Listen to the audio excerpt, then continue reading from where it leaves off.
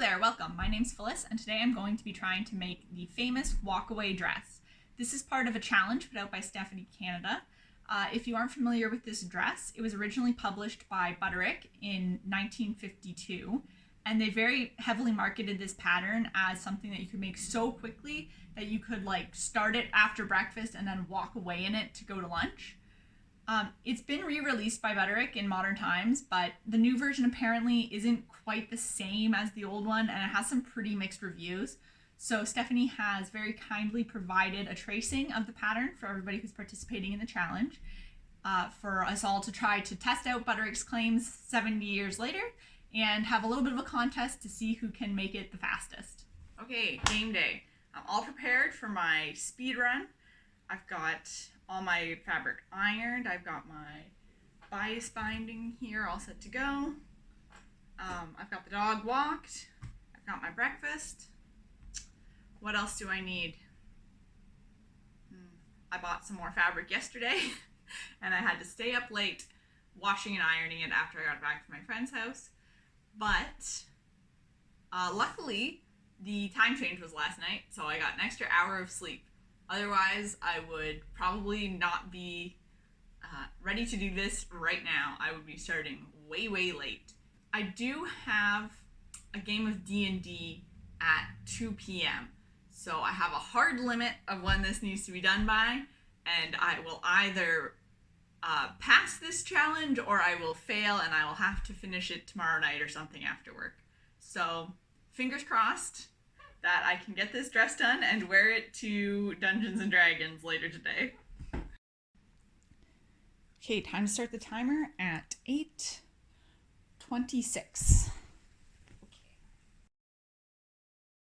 The first step in this process, obviously, was to trace out the pattern pieces and cut into the fabric. If this fabric looks a little bit familiar to you, maybe you got as obsessed as I did with Our Flag Means Death. That's because this print on the fabric is the same as the famous pink wrapping gown. Obviously, though, this is sort of a broadcloth rather than a velvet, so, not quite as fancy. But I bought it immediately after watching the show last year, and I had planned to make a wrap dress out of it at some point, so this seemed like the perfect project. Now when I wear it, I can sort of, pretend that I'm cosplaying Stede Bonnet, but if he was a woman from the 1950s instead of a pirate man in the 1700s. The only downside of this fabric was that the print is very obviously directional. There's only one right way up for these birds to go, and I didn't want any of them to be hanging upside down or lying on their backs. This meant that I had to add a back seam to the skirt, since if I didn't, and I just did it all in one piece, then the print would be upside down on half of the dress at the front and the right way up on the other half on the front, which would look pretty strange, I think.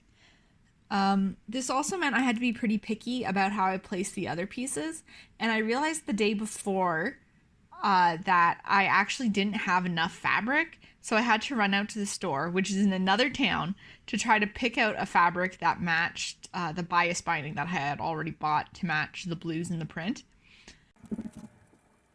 I thought that since this was a speed run, it might be fun to try to analyze my splits. While I was editing my footage, I made a whole spreadsheet and timed out each and every task that I put into making this. This might be overkill, but, I enjoyed myself. Who doesn't like spending their Friday evening making a spreadsheet, timing themselves, doing different tasks? So I broke down my tasks into 3 basic sections: tracing/cutting, darts/seams, and finally all of the finishing touches. So cutting and tracing out the pattern took me about 46 minutes.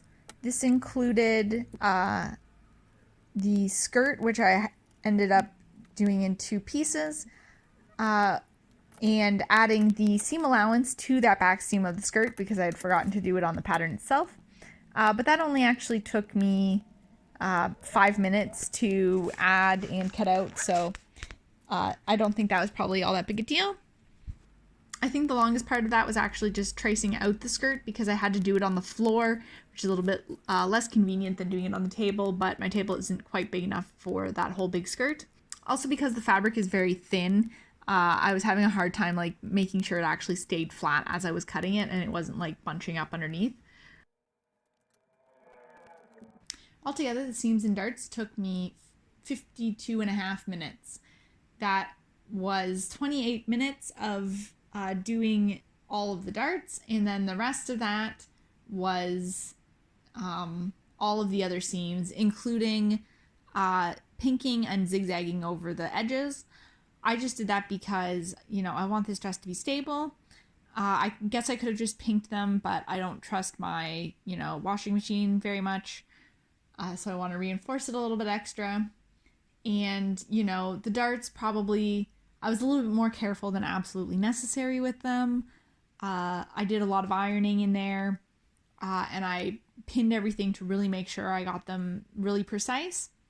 So I was sort of sacrificing time for the sake of quality, but I think that's fair because I want this dress to, really be something that I can actually use in my wardrobe, because otherwise you're kind of just wasting fabric and time and money, right?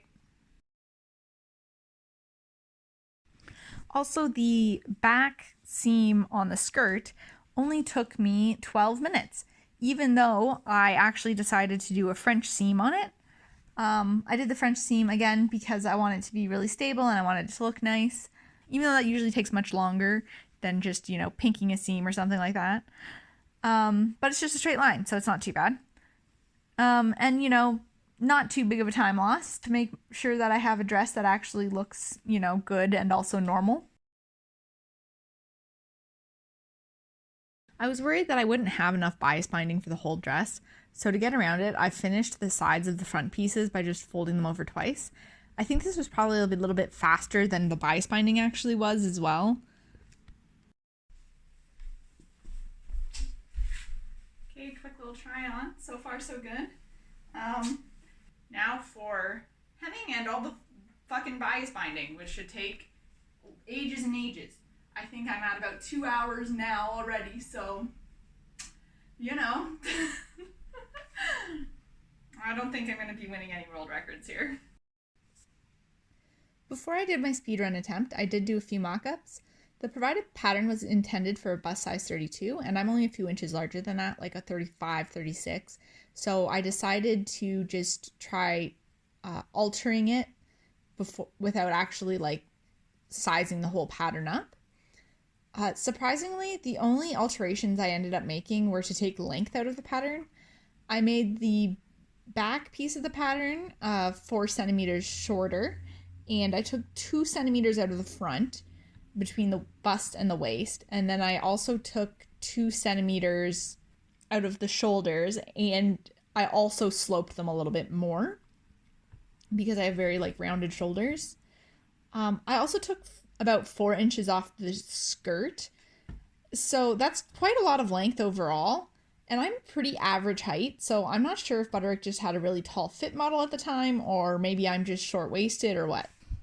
I also angled out the sides of the front panels a little bit more, just so that it would give me a little bit more coverage on my butt. I have pretty big hips, and I didn't want to do a full hip adjustment, like sort of the way that you would do a full bust adjustment, but on the hips instead, obviously. I figured that seemed much more complicated than just, flaring it out a little bit more. I'm not sure, it might have been worth it to do something like that actually, just to give me a little bit more volume around my hips, because it does seem like it kind of rides up when I wear it a little bit.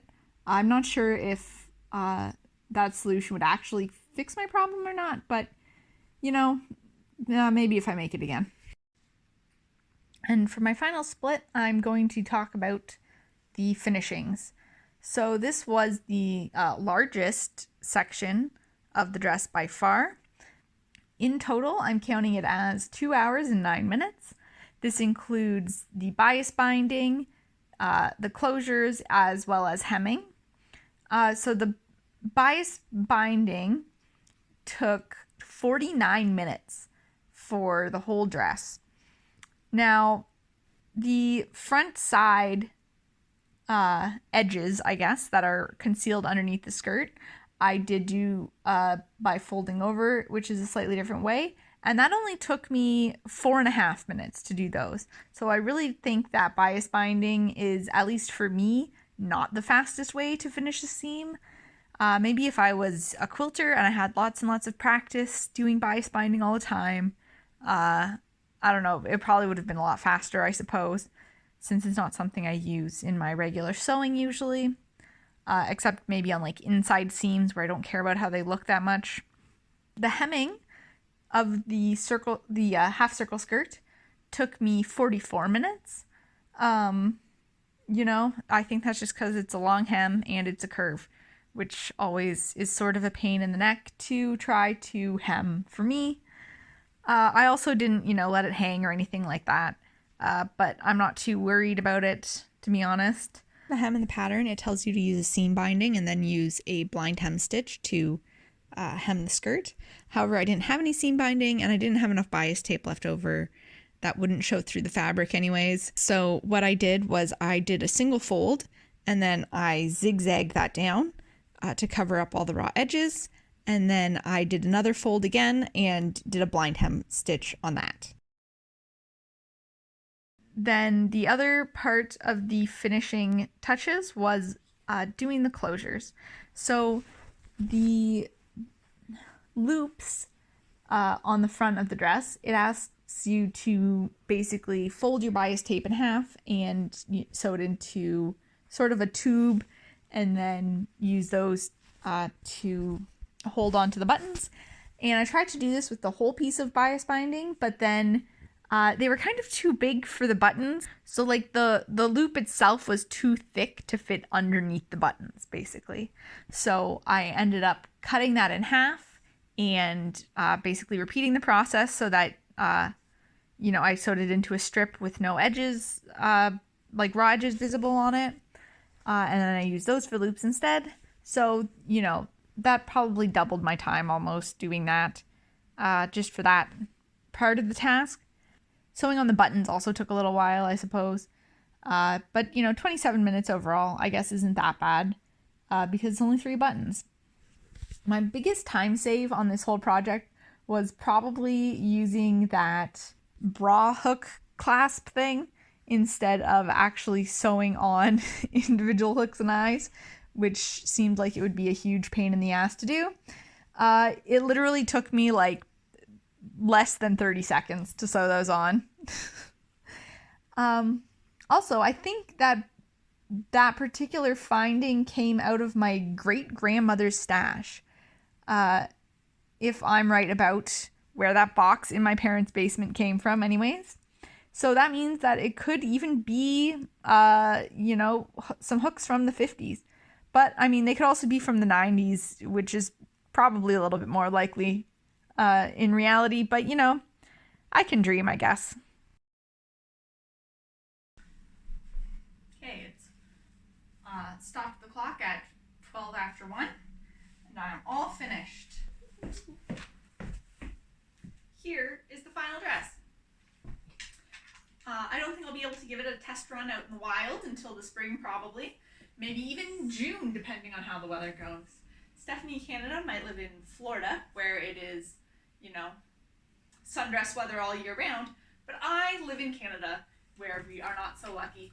So, how did I do on time? I think, you know, 4 to 5 hours, depending on if you count my breaks or not, isn't the worst time in the world for a dress. But I have made faster dresses, I think. In fact, this specific dress here is a very quick pattern to make because it's basically just some like trapezoids and some elastic. So, you know, a lot faster than all this sort of complicated nonsense with a bunch of darts and stuff. Although I will say this dress is much more flattering than that one, so, you know, make of that what you will. I don't quite think that the theory works out that having less seams means less time to finish the dress, especially when you have so many more exposed edges, like unfinished edges that need to be finished in some other way, because the bias binding and the hemming is really what took a lot of time on this particular dress. Would I make this dress again though? I'm not quite sure. I think I would have to make some adjustments if I did. For example, it lacks pockets, which I really like to have some pockets. I don't like to carry a purse with me all the time, and I need to have somewhere to put my phone and my, keys or my money or whatever. Although maybe I could put a pocket like here, like underneath the overskirt. I might do that actually. I might add some patch pockets to this. Because otherwise you'd have to split this into like 3 separate pieces of the skirt in order to like put inseam pockets in there, which just doesn't seem worth the time, to be honest. I do think it's a little bit finicky to wear. Like, it sort of shifts around a lot. I feel like I'm gonna need to be adjusting, like pulling on myself all the time when I'm out, which isn't quite ideal. So again, I won't really be able to test run this dress for quite a while to be able to actually judge that. It does look very nice though. I'm pretty glad with how the colors turned out. I'm actually, maybe it's a good thing that I had to buy this extra fabric, because I really do like how the 2 color dresses look on these. Even all the other ones that I've seen before, I did quite like that. I think it makes the bias binding a little bit more subtle as well, which is probably a good thing. If you have any suggestions, leave them down in the comments. Like this video if you like my dog. No, you don't have to do that. Like this video if you liked it. If you want to see future projects, subscribe, I guess. And have a lovely day. Yeah. Crazy dog. Crazy dog.